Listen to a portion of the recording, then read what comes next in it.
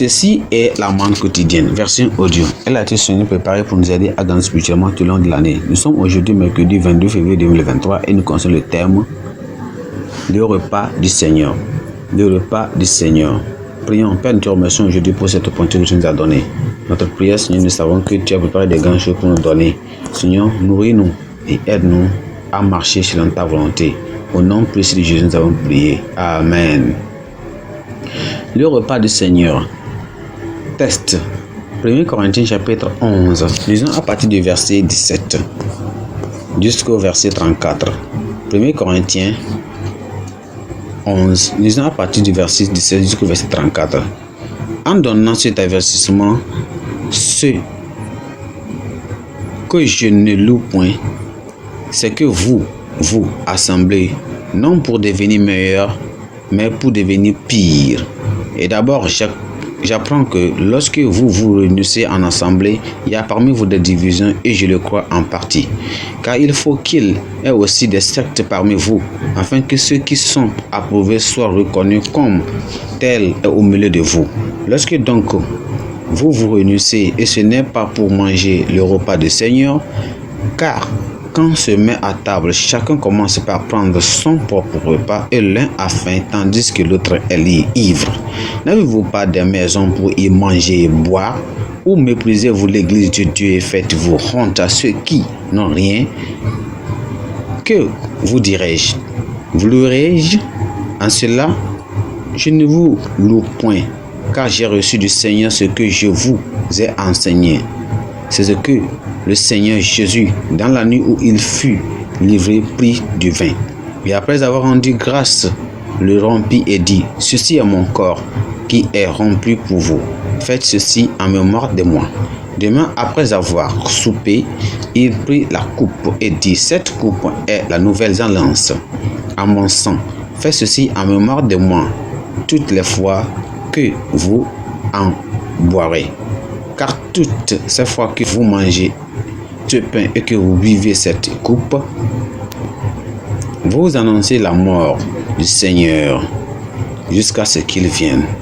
C'est pourquoi celui qui mangera le pain ou boira la coupe du Seigneur indignement sera coupable envers le corps et le sang du Seigneur.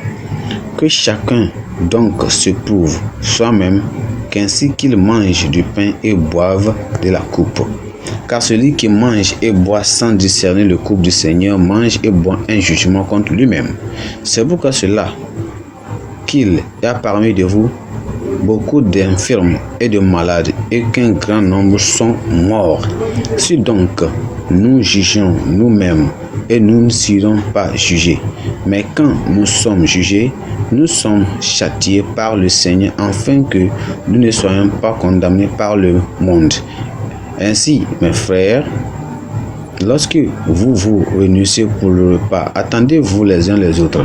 Si quelqu'un a faim, qu'il mange chez lui, afin que nous ne vous réunissons pas pour attirer un jugement sur vous. Je réglerai les autres choses quand je serai arrivé. Amen. Le repas du Seigneur. Le verset clé, c'est le verset 25. De même, après avoir soupé, il prit la coupe et dit, cette coupe est la nouvelle alliance à mon sang.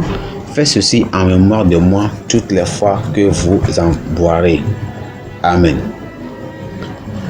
Allons dans le message.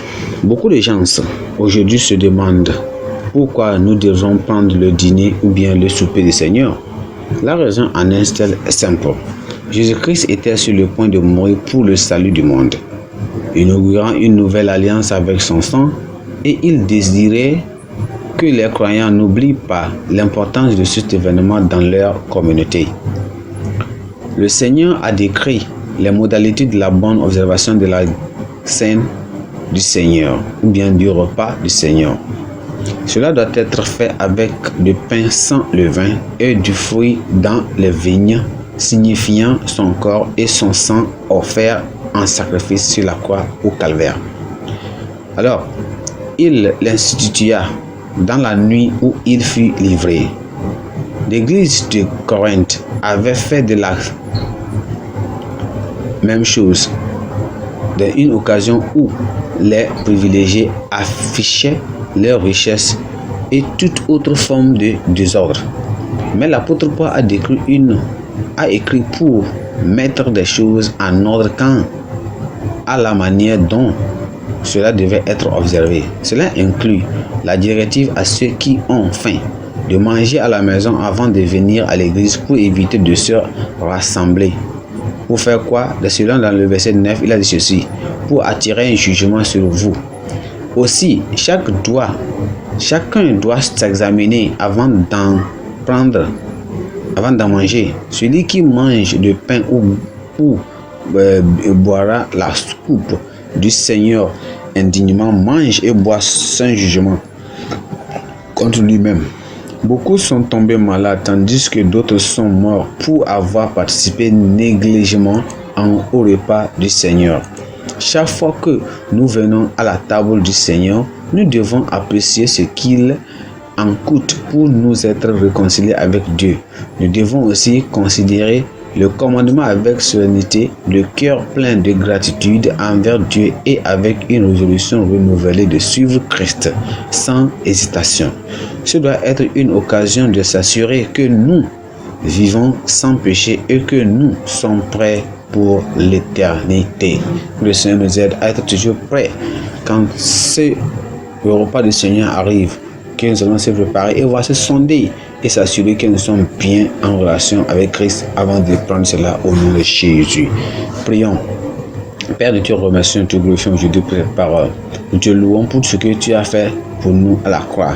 Si nous demandons que le Saint-Esprit de toujours rendre plus réel et frais dans nos esprits, sans agonie et à son sacrifice. Nous prions que pendant la prochaine campagne de mondiale et même le but de la croix, quel que soit la croisade, quel que soit ce que nous faisons, Seigneur, que beaucoup de personnes viennent vers toi et nous demandons que la croix soit exaltée dans chaque vie au nom précieux de Jésus. Seigneur, merci car tu nous as exaucés.